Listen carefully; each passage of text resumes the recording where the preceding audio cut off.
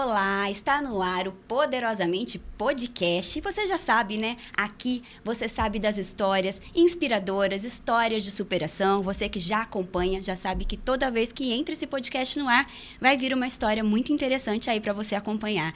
E eu sei que vocês devem já estar achando meio esquisito, né? O que ela tá fazendo aqui apresentando o podcast? Cadê a Inês?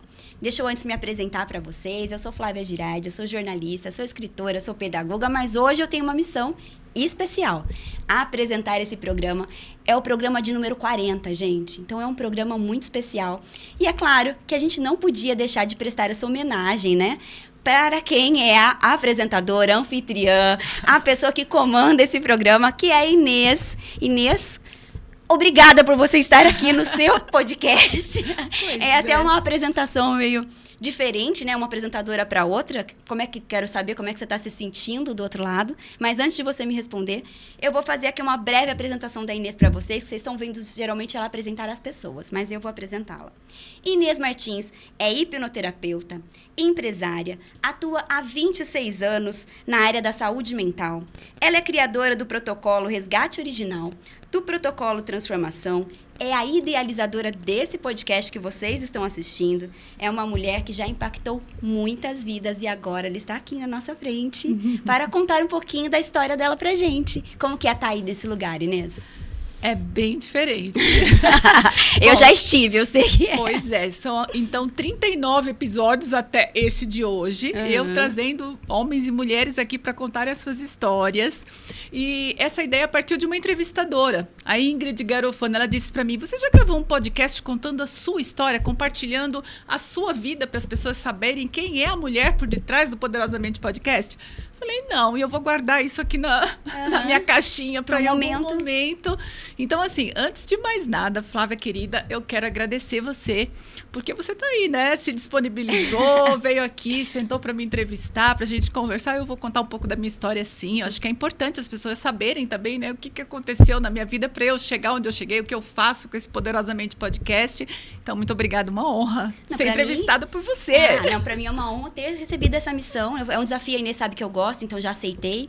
E antes da gente começar, né, da gente explicar um pouquinho, você tem todo esse currículo, eu queria saber quem era a Inês antes de tudo isso. Por que você chegou até onde você chegou? Tá, a história é longa, então vamos ser resumidas, né? Eu vou até que passando os negócios pra gente poder ir vendo o tópico e não deixar passar. Vai lá. Exatamente. Bom, quem era a Inês antes de chegar até onde eu cheguei? Eu era uma mulher muito tímida, eu diria que até fechada, né? Um tanto quanto depressiva ou deprimida, muito ansiosa. E era uma pessoa que vivia meio nos bastidores da vida. Eu não protagonizava a minha vida. Isso tem tudo a ver com a minha história, que eu vou contar um pouquinho aqui, né? E o Poderosamente Podcast, ele já acontece desde do meio do ano passado, desde agosto de 2025. E eu dei algumas entrevistas em alguns podcasts e eu gostei tanto de sentar do lado da entrevistadora que eu pensei assim, nossa, um dia eu quero ter um podcast para chamar de meu, para eu trazer pessoas para contarem. Você dava a entrevista, então você pensou em se colocar no outro lugar. Exatamente. Eu pensei, poxa, acho que eu gostaria de fazer isso. Eu conheço tantas histórias, são mais de 5.000 atendimentos ao longo de 26 anos de carreira, né, como terapeuta, hipnoterapeuta, e aí eu fui ouvindo histórias e eu pensava, as pessoas precisariam ouvir isso daqui, essa transformação, de onde essa pessoa saiu, onde ela chegou. E aí eu idealizei esse programa aqui, esse Poderosamente Podcast, e eu trago as pessoas para contarem as suas histórias. A Flavinha mesmo é entrevistada. Procure aí na playlist, verdade, que ela tá aí com a história dela. Tô lá. Ela conseguiu abrir umas gavetinhas ali. É claro. Inês, mas vamos voltar um pouquinho para sua infância, né? Que a gente sempre fala que a infância é a matriz de tudo. Sim. Como que foi a Inês criança? Olha, eu sou a segunda de 6 irmãos, 6 filhos, né, dos meus pais. Na verdade, 7. Eu tive um irmão que faleceu muito pequeno, não tenho nenhuma memória dele.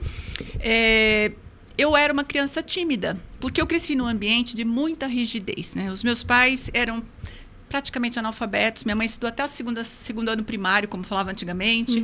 O meu pai até o 4º ano primário.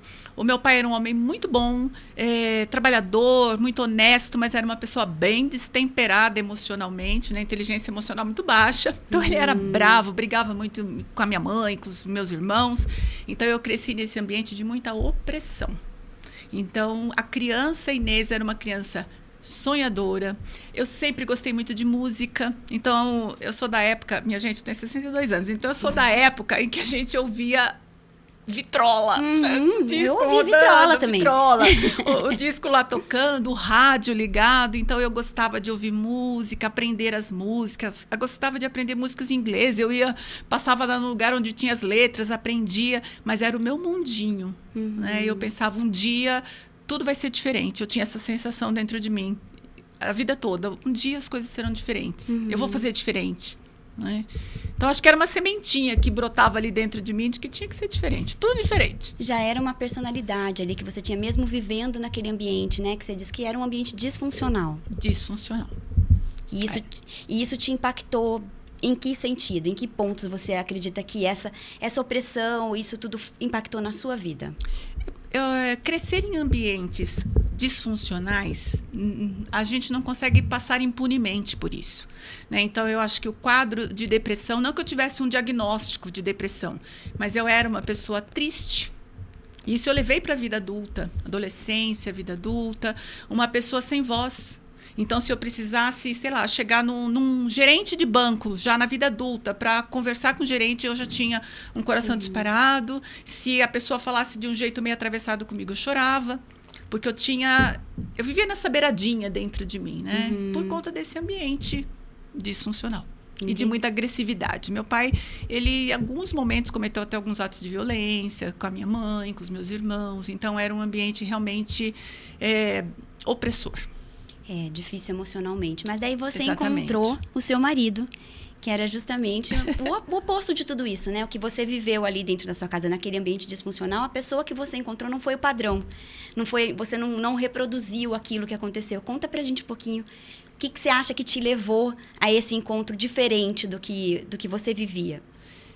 Você sabe que essa é uma pergunta boa, porque eu já parei para refletir sobre isso. Porque o que é o padrão? Você repetir o padrão. Sim. Isso é o padrão. Então, se você cresceu num ambiente onde o seu pai, sei lá, era alcoólatra, meu pai não era, mas se o pai era alcoólatra, se batia na mãe, você vai quase que forçosamente encontrar alguém que vai repetir esse padrão.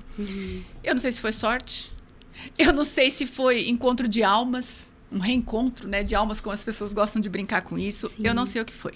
Mas eu conheci o João, meu esposo. Agora, em maio, nós vamos fazer 43 anos de casados. Que bonito. Nós temos um relacionamento muito saudável, muito feliz. Eu não disse perfeito.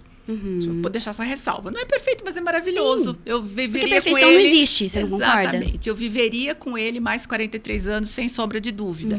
E eu conheci o João, eu tinha 18 anos. Nossa, uma menina. E ele tinha 20. Nós nos conhecemos no cursinho para a faculdade, no pré-vestibular. E a gente se conectou, assim, muito rapidamente. Sei lá, os assuntos que ele falava me interessavam, e eu para ele. E aí logo a gente começou a namorar. E quando nós nos encontrávamos na porta do cursinho, a gente corria um pro outro. Parecia coisa de novela, né? Sim. E as pessoas falavam assim, mas isso não vai dar certo, porque nós nos casamos em menos de um ano.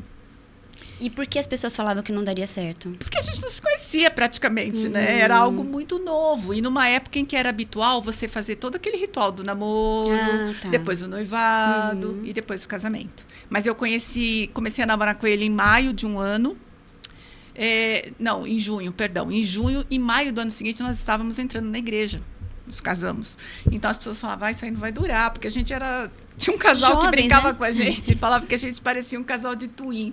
Twin são aqueles periquitinhos que ficam encostadinhos no outro, assim, na gaiolinha. Bonitinho. E quando um sai, o outro cai. A gente era muito assim, um casalzinho complementares. De twin. E personalidade, como que vocês são? Assim, tipo, são semelhantes ou são opostos? Olha, o João é uma pessoa muito divertida, ele é falante, ele é alegre, ele é piadista, assim. E aí, uma coisa que meus irmãos falavam pra mim, Inês vai casar com o João, porque tudo que ele fala, ela ri. Né? Que eu achava ele engraçado. Eu não era assim. Hoje em dia, eu acho que eu aprendi muito com ele. Eu me sinto uma pessoa mais leve, porque ele é leve. Ele trouxe essa leveza para sua vida. Você precisava desse contraponto. Exatamente. Ele é muito criativo. E, assim, algumas pessoas criativas não conseguem ser muito organizadas. Então, eu sou organizada. A gente vai se encaixando os dois. Vai vendo aquilo que falta, a outra pessoa vai dando aquele contraponto. Exatamente. E ele realmente se a gente for falar um pouco de astrologia, ele é de Sagitário igual meu pai. Meu pai também era de Sagitário. Só que ele é um sagitariano típico. Ele gosta de viajar, ele gosta de estrada, ele gosta de brincar. Tudo para ele é leve, otimista. Aquele otimismo que às vezes até irrita. Você pensa, não, vai dar tudo certo. Você pensa, meu Deus, o mundo tá acabando, mas vai dar certo. Esse é o João. E aí, era muito diferente, né, do que eu conhecia no meu ambiente familiar. E eu, assim, me sinto uma pessoa privilegiada de ter conhecido, porque ele foi um ótimo pai, é um excelente pai, um avô maravilhoso, um marido excelente. A gente é namorado até hoje, então, coisa boa. Na verdade, aquela menina que tinha o objetivo de viver uma coisa que fosse diferente, já era um princípio que você carregava. Talvez isso que te atraiu para uma pessoa na mesma sintonia que você... Pode ser, tá resolvendo aqui minha dúvida de Eu tô fazendo a terapia, anos. tá, gente? Não sou terapeuta, mas é legal a gente pensar, a gente tentar buscar um motivo. Faz sentido, né? não é? Faz sentido. Quebrou o padrão de uma maneira que você buscou aquilo que você almejava. A diferença. A diferença. Muito diferente. Sim. E na maternidade, Inês, você veio desse ambiente... E a gente já percebeu que você gostaria de construir um ambiente diferente, até porque você encontrou seu marido que já tinha um outro perfil. Como que foi para você, agora eu sou mãe, o papel de educar é meu? Como é que foi essa... Olha, eu fui mãe muito cedo, né? Com 21 anos eu tive a minha primeira filha, com 23 eu tive a segunda. Nossa, uma menininha também. Eu falava que era eu e meu marido e elas todo mundo todo brincando mundo de casinha. Todos todo irmãos. mundo brincando de casinha. Foi desafiador para mim no começo, porque os nossos pais estão em nós. A gente carrega eles com a gente em vários aspectos. Então, em alguns momentos, eu ia escorregando para um comportamento que não era o que eu queria, mas parecia que era intrínseco. Porque você cresce num ambiente, você aprende ouvindo, vendo e por osmose mesmo. Algumas coisas vão entrando em você. Mas, junto com o João, a gente absolutamente nunca repetiu aquele padrão de agressividade, de violência, não. A gente sempre foi muito amigos em casa, uma família muito unida. Lembra da minha frase que a gente conversando, eu falei sobre isso. Se você não veio de uma família feliz, faça com que uma família feliz venha de você. E eu sou muito grata a Deus, muito orgulhosa da minha família, porque nós temos essa união, essa cumplicidade entre nós. E eu acho que a maternidade foi uma coisa que me completou muito. No começo, eu tinha ainda aquela tristeza, eu fui trabalhar isso muito depois, em processos terapêuticos e tal, mas foi muito desafiador e maravilhoso ao mesmo tempo. Eu falo que é o absurdo e a graça na mesma situação, porque eu não tinha muita estrutura, né? E era muito jovem, né? Muito jovem. E seus pais chegaram a vivenciar isso? Eles chegaram a acompanhar esse teu casamento, essa tua vida feliz, assim, com a sua família, com a sua estrutura? Olha, infelizmente, os meus pais morreram bem cedo. Meu pai morreu com 57 anos. Bem novo. Então, alguns anos, 3 ou 4 anos depois de eu me casar, o meu pai faleceu. E ele tinha se separado da minha mãe, ele tinha voltado para o Rio de Janeiro, que eu sou do Rio de Janeiro. Então, a gente não tinha muito contato. Mas ele era uma pessoa bem diferente também depois da separação. Acho que a química dele com a minha mãe não dava muito certo, mas ele foi viver com uma outra pessoa e ele ficou uma pessoa bem leve também. Mas foi pouco tempo que a gente conviveu, porque ele teve um câncer e ele faleceu. A minha mãe faleceu com 67. Também nova. Pouco à frente, porque ela era mais nova que ele. A minha mãe presenciou mais isso. Ela compartilhou, ela tinha um baita de um respeito pelo meu marido, né, pelo João. E ela viu que, porque que podia ser eu acho diferente. Que bom, né? Ela viu que a filha ali construiu um relacionamento e uma família, mesmo tendo vivido naquele ambiente que ela sabia que não era talvez o que ela também gostaria de proporcionar. Com certeza não, né? Muito, muito interessante pensar que ela pôde presenciar isso. E agora eu quero saber um pouquinho sobre o lado pessoal. Como que você conseguiu, trabalhando essas questões que você carregou com você, essa questão da melancolia, essa questão de partir mais para esse lado da tristeza mesmo, né? Ao longo, assim, você conseguiu isso sozinha? Como que você foi alcançando esses pontos? Então, há um tempo atrás... Eu já sou casada há 43 anos, então, assim, sei lá, até os meus 20 anos de casado, por exemplo, 20 e tantos anos atrás, falar de terapia não é como falar hoje. Hoje, com o advento das redes sociais, da comunicação do jeito que é hoje, a gente fala muito sobre processo terapêutico, sobre como é bom fazer terapia. Antigamente não era assim. Eu demorei para buscar ajuda. Eu nem entendia que eu tinha um problema nesse sentido. Eu só achava que a vida era assim. Era assim. Quando isso ficou pesado demais, difícil demais, e aí a gente já começou a ouvir falar mais sobre isso, eu fui buscar ajuda terapêutica. Por quê? traumas não se resolvem sozinhos e nem se resolvem com o tempo. Com o tempo passa. Não, a gente precisa de ajuda profissional. Então, eu fui buscar ajuda profissional. Fui fazer terapia mesmo. Fui conhecer profissionais. Mas teve um momento que deu uma agravada? Ou você sentiu que precisava por uma constância? Por uma constância. Entendi.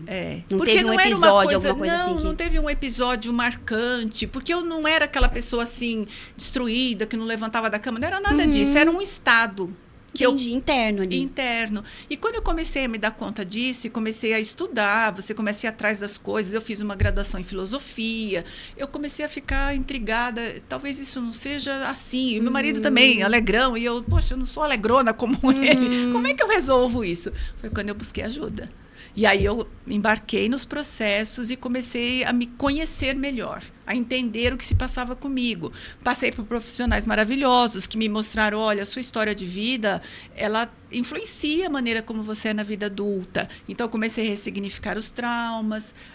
Aí eu comecei a crescer, a florescer. E daí eu comecei a querer também aprender a fazer isso e ajudar outras pessoas. E olha que interessante, porque você já tinha um suporte, se a gente parar para pensar, um suporte emocional dentro da sua casa, Sim. que era o seu marido, que ele te proporcionava esse outro contraponto, mas ainda assim, a gente vê a importância da gente buscar o profissional. Porque é uma coisa muito mais interna, né, Inês? É uma coisa muito mais profunda. E precisa de método. Né? Você ter uma boa conversa com alguém que te ama, que te sustenta, que te abraça, que cuida de você, é ótimo. Principalmente quando você está numa crise, olha que coisa maravilhosa. Mas isso não cura você se você precisa ressignificar questões traumáticas. Não tem como. Ele sempre me ajudou muito a vida inteira e eu a ele. Mas quando ele precisa de ajuda, ele vai no profissional dele e eu vou na minha. Porque são situações diferentes. Eu falo isso para os meus clientes, né? Se você levou um tombo e teve uma fratura, você não vai falar assim, deixa que eu me viro, pega aí uma tábua, vou enrolar. Ou um gelinho que vai passar, né? Não, você vai no ortopedista, vai fazer um raio-x e chegando lá, eventualmente, vai ter que engessar. A terapia, ela entra também como algo que nem sempre a gente consegue resolver sozinho. Eu sempre fui uma pessoa amante de livros, né, de leitura, sempre li muito. Os livros também me ajudavam e me mostravam que eu precisava de algo mais. E aí eu fui buscar essa ajuda e foi muito, muito positivo. Eu acho que a minha vida, eu virei uma chave mesmo dentro da minha cabeça. E como que você fez essa migração da filosofia para a parte da terapia, da hipnoterapia? A hipnoterapia, ela vem bem depois, né? Hipnoterapia, a clínica que eu uso hoje, hipnoterapia clínica, eu assim, me formei nessa modalidade, vamos dizer assim, há 5 anos. Tá. Antes eu usava hipnose ericksoniana, usava outras ferramentas. Mas essa hipnoterapia, ela vem depois, né? Eu sempre gostei muito de estudar. Você foi acompanhando a ciência, você foi acompanhando aquilo que vinha surgindo e foi se aperfeiçoando. Fui me aperfeiçoando, buscando essas ferramentas novas, né? Que não são, a hipnoterapia não é uma coisa nova, mas o modelo que eu aprendi, o protocolo que eu sigo é ISO 9001. Então, assim, tem toda uma sequência que é traz muito resultado de forma muito rápida. Então, isso eu fiz em 2021, essa formação. Inês, e você já impactou a vida de muitas pessoas, né? Através ali das terapias e tudo mais. Conta um pouquinho pra gente histórias que te inspiraram ou algum feedback que alguém trouxe que você falou, nossa, esse é o meu caminho. E eu tô no lugar certo.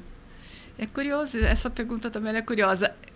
Eu acho que desde o começo eu sentia que eu estava no lugar certo. Por quê? Eu sou a pessoa das 1000 profissões, né? Foi você? Não, acho que foi alguém que falou que eu sou a Barbie das profissões. Né? Eu já fiz muita coisa na minha vida. E sempre desencontrada profissionalmente. Eu já dei aula de música, eu já fui coordenadora numa creche, eu já tive uma oficina de moletom, eu já trabalhei como manicure, eu já fiz muita coisa na minha vida. E sempre me dediquei ao máximo, dei o melhor de mim. Mas sempre com aquela sensação, não é isso que eu tenho que fazer. Eu trabalhei em empresas, no começo da minha vida profissional, eu trabalhava em empresas. Eu tenho uma formação técnica de contabilidade. Jesus, essa mulher fez tudo. Amado. Quantos anos? Você tem 152 anos. Inês, ao longo dos seus 152 anos. A Barbie das profissões. Bom, só que quando eu comecei a estudar esses processos terapêuticos para ajudar as pessoas, eu tinha aquela sensação maravilhosa dentro de mim que não era só um trabalho, só uma profissão, era uma missão de vida. Começar a ajudar as pessoas a resgatarem a identidade original delas como eu tinha feito comigo. Então, quase que um transbordamento. E quanto mais eu estudava, mais eu queria aprender. Quanto mais eu lia, mais eu queria ler. E eu fui muito abençoada. Eu fiz assim, formações com pessoas incríveis, com mestres das várias áreas. E migrar da filosofia para isso nem foi uma migração, foi uma continuidade. É uma continuidade, porque você veio de pensadores ali, aplicou muitas coisas que você conheceu, né? Exatamente, muitas coisas ali. Exatamente. E pessoas, assim, que te impactaram, que você fala, olha, eu penso assim, não sei, a minha visão. Uma vez eu estava na faculdade, eu tive aula de antropologia teológica, porque eu fiz PUC, e o professor, que era um padre, ele estava fazendo aquele... Estava dando a aula dele e os alunos jovens, né? Ninguém prestando atenção. E ele virou... Eu percebi que ele estava assim, meio parado, e ele virou e falou assim, olha, se uma pessoa estiver prestando atenção e eu fizer a diferença na vida de uma pessoa, valeu a pena. Então, assim, eu penso que você, que faz, né? Porque é o que você trabalha, esse impacto, esse trabalho na vida de tantas pessoas é uma responsabilidade, né, Inês? Porque é uma mudança de paradigma, uma mudança que às vezes a pessoa carrega aquilo com ela, aquela dor com ela. E fazendo um tratamento, ela consegue ressignificar aquilo. Exatamente. Acontece muito no consultório, Flávia, de uma pessoa chegar e começar a contar a história dela e eu perceber rapidamente que aquela pessoa não foi vista. Isso tem um significado muito amplo. Ela foi olhada, porque a gente olha, né, com os olhos físicos, mas nem sempre a gente está vendo a pessoa. E aí, quando ela começa a falar tudo aquilo, eu fui me trabalhando muito ao longo da vida para desenvolver essa escuta profunda, de ouvir a pessoa em vários níveis. E eu realmente estou vendo aquela pessoa. E, invariavelmente, tem um momento que eu costumo dizer isso para ela. Eu olho bem para ela e falo para ela, eu vejo você. E quando eu digo isso para ela, isso toca. Porque, do jeitinho que você falou, você pode não ter sido visto durante a sua vida inteira, mas se uma pessoa te ver de verdade, você se lembra de quem você é. Isso até me emociona, porque assim, aconteceu comigo. O dia que eu fui vista, porque às vezes você cresce num ambiente disfuncional, então as pessoas estão te escutando, mas não estão te ouvindo. Estão te olhando, mas não estão te vendo. E você não é visto na sua inteireza. Eu não fui vista na minha inteireza. Não porque meus pais não queriam, ou porque eles não sabiam o que eles estavam fazendo, em grande parte. Eles não eram preparados. Quem de nós, né? Cadê a faculdade para a gente ser pai e mãe? Não existe. Eles não sabiam. Então, eu me lembro, me veio até uma coisa na cabeça aqui, eu me lembro que quando eu era criança, eu tinha muita curiosidade a respeito do céu. Eu acho que eu daria uma boa astrônoma que fala, ela estudar astronomia. Mais uma das profissões que ela tem. Que eu poderia ter tido, tranquilamente.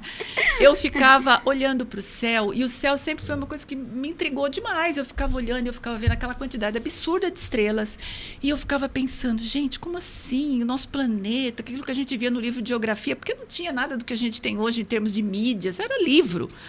Nossa, mas como assim, né? Tudo isso lá em cima, que será? Como que é? Infinito? Como é que é uma coisa que não teve começo e nunca terá fim? Eu ficava super caraminholando essas coisas.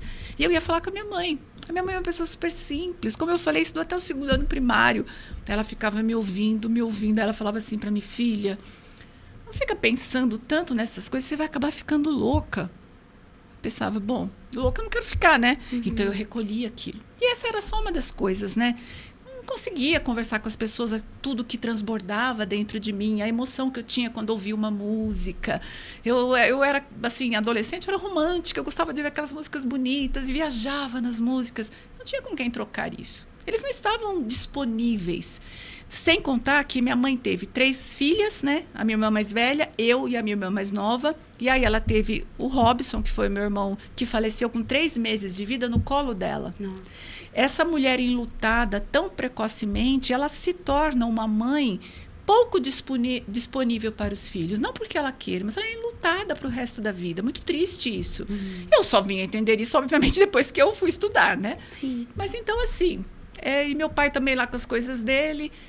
Eu trabalho muito isso no consultório. Mostrar para a pessoa que está sentada ali na minha frente que eu estou vendo ela de verdade. Porque, às vezes, em 1 hora de conversa, eu sei mais da vida daquela pessoa do que com quem ela vive há 30 anos.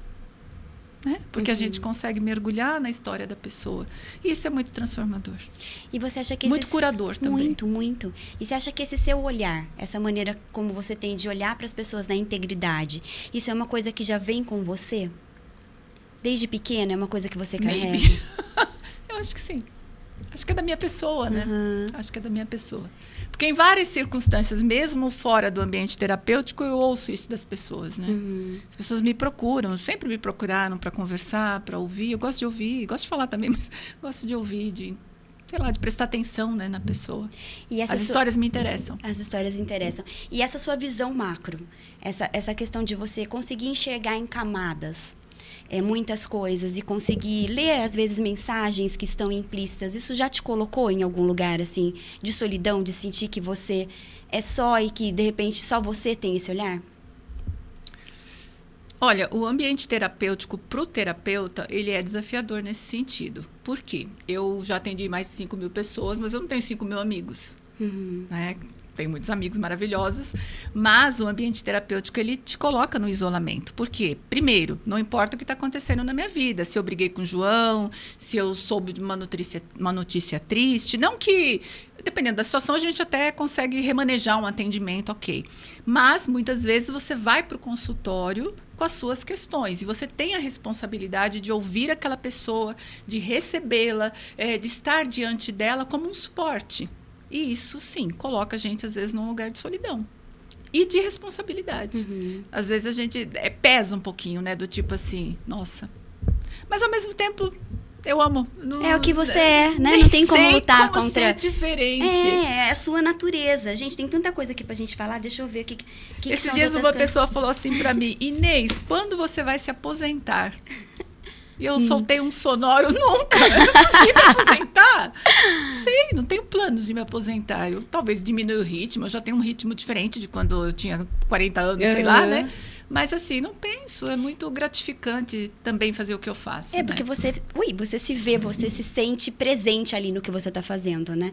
E o interessante é que, assim, o que você viveu e onde você chegou e todos os processos que você passou, fica muito claro essa questão do perdão, né, Inês? Eu penso assim, você não só perdoou os seus pais, mas como você se perdoou. Você olhou para você e falou, tudo bem, eu vivi aquilo e tá tudo certo.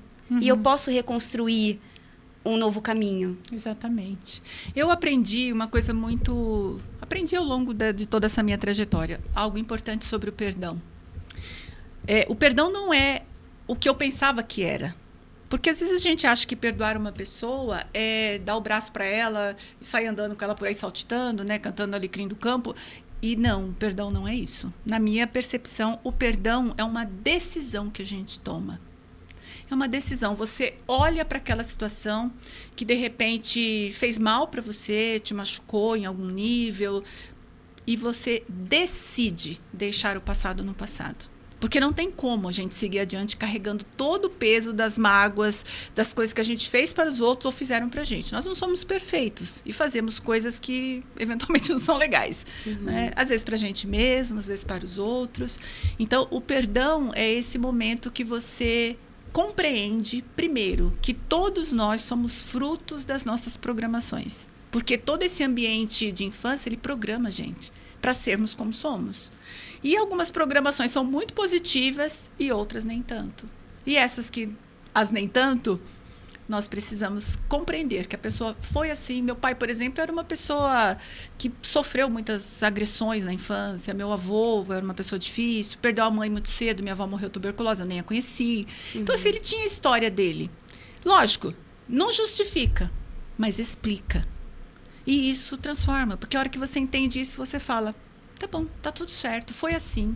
Você ressignifica, porque você vê que não é você. E que não vai funcionar você ficar carregando isso contigo pro resto da vida, é muito pesado. Então é como olhar pro passado, pro meu pai, pra minha mãe, entender a história deles. Eu acho que perdão é muito semelhante à compreensão. Eu compreendo o que aconteceu ali.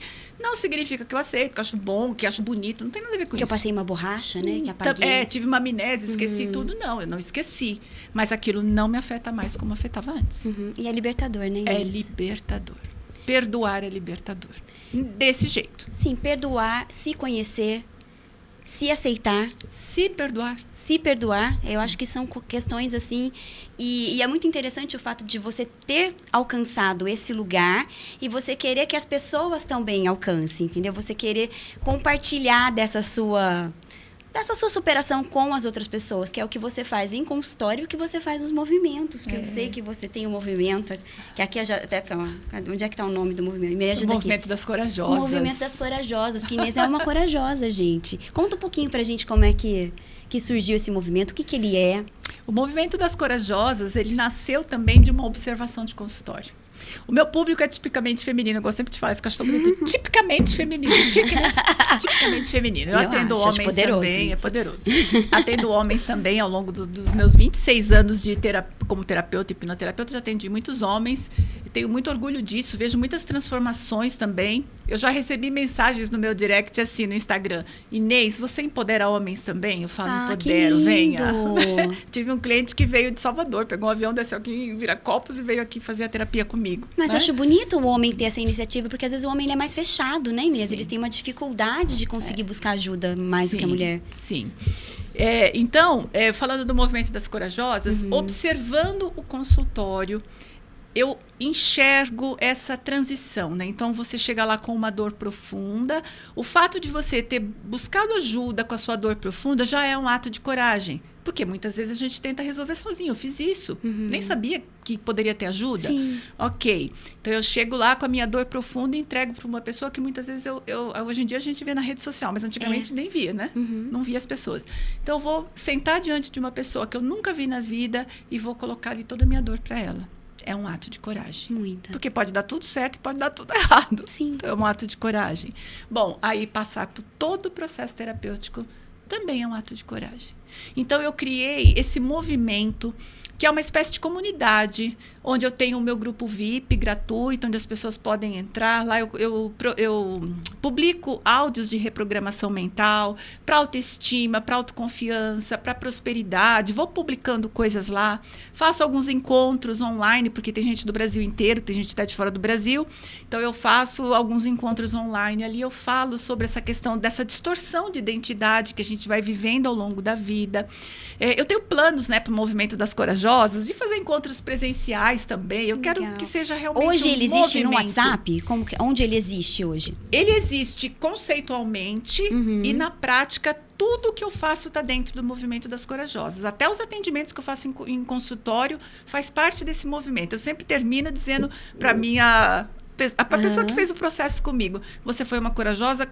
Coragem é você seguir apesar do medo, é você cair, mas levantar, e é o que você está fazendo. Então, você já faz parte desse movimento. Tá. Então, tudo que eu entrego está debaixo desse guarda-chuva do Movimento das Corajosas. Eu me considero uma corajosa. Muitas das coisas que eu publico lá no meu Instagram fala desse movimento. Então, é uma comunidade. Eu quero que seja uma comunidade. E está se construindo. Está se construindo. Eu acho interessante você criar essa comunidade num grupo de WhatsApp, de repente. Para você concentrar ali toda a sua informação para o pessoal ir. Né? É muito legal isso. E ali eu vou falando das coisas que eu aplico no consultório. Eu tenho alguns protocolos autorais, o resgate original, É isso que eu queria, inclusive, explicar para o pessoal de casa, que a Inês, ela desenvolveu uma própria metodologia, um próprio protocolo, com base em toda essa vivência, com base em todo o estudo dela. Fala um pouquinho pra gente disso, Inês. Sim, eu observando, né, todo esse ambiente terapêutico, mapeando as principais dores que aparecem no consultório ao longo de todos esses anos, eu identifiquei 7 padrões de distorção de identidade. Tem muito a ver com, sei lá, você crescer num ambiente onde os seus pais brigam muito e você acaba tendo que se cuidar sozinha muito cedo, então acontece uma inversão de papéis. E tem tanta coisa, são 7. Então, eu vou ajudando, mapeando com a pessoa quais os padrões de distorção de identidade estão ativos nela, e aí eu aplico um protocolo que chama resgate original. Eu ajudo ela a voltar para a identidade original dela. Então, é como se a gente tratasse esses padrões e corrigisse essa distorção de identidade. Porque quando a gente nasce, nós não nascemos distorcidos assim. Nós nascemos uma folhinha de papel em branco. E aí toda a história de vida, o ambiente que você cresceu, a escola que você frequentou, a sua religião, a sociedade, as dificuldades, as facilidades, tudo isso vai te moldando. Algumas coisas, como eu disse, são ótimas, positivas, valores você agrega, importantes, né? mas tem as coisas que a gente precisa trazer de volta. E eu faço isso com resgate original. O protocolo de transformação é um protocolo que usa hipnoterapia, que aí ele é mais focado numa dor específica. Então, a gente trabalha com hipnose para voltar lá onde as coisas se entortaram, vamos dizer assim, fazer uma correção daquilo, fazer uma ressignificação. Então, são protocolos com começo, meio e fim, com resultados muito práticos, muito rápidos. E assim vai, eu faço tudo isso no consultório um pouco mais. Bem direcionado para o que a pessoa está precisando, o que a pessoa está buscando naquele momento. Exatamente, exatamente. E isso ajuda, nossa, muito, né? Porque às vezes, eu não estou desmerecendo e eu acho extremamente importante essa questão de você fazer terapia a longo prazo, mas às vezes você ter um direcionamento para a sua dor, para aquilo que você está vivenciando é muito eficaz. Você sabe que eu atendo, Flávia, muitas pessoas que fazem terapia. E elas me buscam para ter esse outro processo. É como se fosse um... Complementar. É complementar e um trabalho que vai na raiz. Entendi. E aí ela vem, faz isso e a terapia dela anda até mais rápido, porque ela resolve algo que estava lá atrás e não necessariamente o processo que ela estava fazendo lá estava levando para esse lugar. Então, tudo certo. Dá para todo mundo trabalhar junto, desde que seja para ajudar as pessoas, sim, né, Inês? De forma complementar. Sim, com certeza. A gente tá batendo papo aqui, daqui a pouquinho já estamos estourando o tempo, mas eu preciso que você faz isso com os seus entrevistados. E agora é a sua vez de você dar uma mensagem pro pessoal que está nos assistindo, um direcionamento. A gente já viu a tua história, já viu a sua história de superação, de coragem, que você é uma mulher de coragem, mas para falar pro seu público, que é que tá te assistindo, mas tá te assistindo do outro lado, como que é estar aqui e o que você gostaria de dizer para eles? Bom, são tantas coisas, né, que a gente quer falar. Eu costumo já fazer uma pergunta embutindo 8 junto. Então essa pergunta tá bem ramificada, mas vamos lá. Bom, para você que tá aí do outro lado, me vendo também do outro lado de cada mesa, né, trazendo um pouco da minha história para você, eu quero te lembrar que você é muito mais corajosa do que você imagina. As histórias que eu fui acompanhando ao longo de 26 anos no consultório me mostraram isso. Às vezes, nós não reconhecemos a nossa coragem. Então, o nosso trabalho como profissionais da área da saúde mental é ajudar você a se lembrar de quem você é. Eu até brinquei, né? Não sei se a gente conversou sobre isso, mas é assim. Quem se lembra do filme Rei Leão? Né? As minhas crianças, são adultos hoje, mas quando eram crianças assistiam Rei Leão, naquela fase que a criança assistia 70 vezes o mesmo filme, né? Eu sabia até as falas do Rei Leão. Mas tem um momento em que o Simba tá perdido lá, o pai dele já morreu, e o pai dele aparece na lua, assim, uma coisa meio misteriosa. E aí o pai dele olha para ele e fala: Simba, lembre-se de quem você é. Então eu ajudo muito as pessoas a se lembrarem de quem elas são. Então você aí do outro lado precisa se lembrar de quem você é. Você não é praticamente nada do que você acredita que é. Principalmente essas características que a gente dá pra gente. Eu sou assim, eu sou assado, eu não consigo. Rótulos, né, Inês? Esses rótulos. Não, você é muito mais do que isso. E principalmente muito mais corajosa do que acredita. Ai, que lindo. Gente, eu penso assim, para quem já tá acostumado a ver a Inês aqui do outro lado, é interessante a gente ter esse outro contraponto de você conhecer a história, porque você vê que a pessoa chegou até onde chegou por uma luta pessoal, por batalhas que ela enfrentou, por conquistas e poder compartilhar de todo esse conhecimento que você tem com as pessoas e levar isso para que elas possam aplicar na vida delas é muito bonito. Eu sou sua fã, você sabe que eu sou. E para mim é uma honra estar aqui no seu lugar, te apresentando para o pessoal, mostrando um pouquinho mais de você. E eu peço para o pessoal de casa, antes de deixar você encerrar o seu próprio programa, que eu tô aqui tomando conta, eu peço para o pessoal de casa para compartilhar, para seguir aqui o Poderosamente, para seguir a Inês nas redes sociais, para falar para os amigos, porque é tão importante, às vezes, você direcionar um profissional competente para que possa ajudar, se você conhece alguém que está precisando. Então, aqui é o seu lugar, aqui é o lugar onde você consegue desenvolver essa sua coragem e encontrar você mesma. É isso aí. Fala um tchau aí pro seu pessoal, Inês. Olha, aproveita, curte aqui, se inscreve no canal, né? Compartilha esse vídeo, porque histórias transformam, histórias inspiram. E eu tô aqui para inspirar você de alguma maneira, né? Do jeito que a gente conseguir alcançar o seu coração, tá tudo certo. Vamos juntas. É isso aí, gente. E até o próximo episódio, que vai ser a Inês apresentando da próxima vez, tá bom? Um beijo para vocês. Beijos.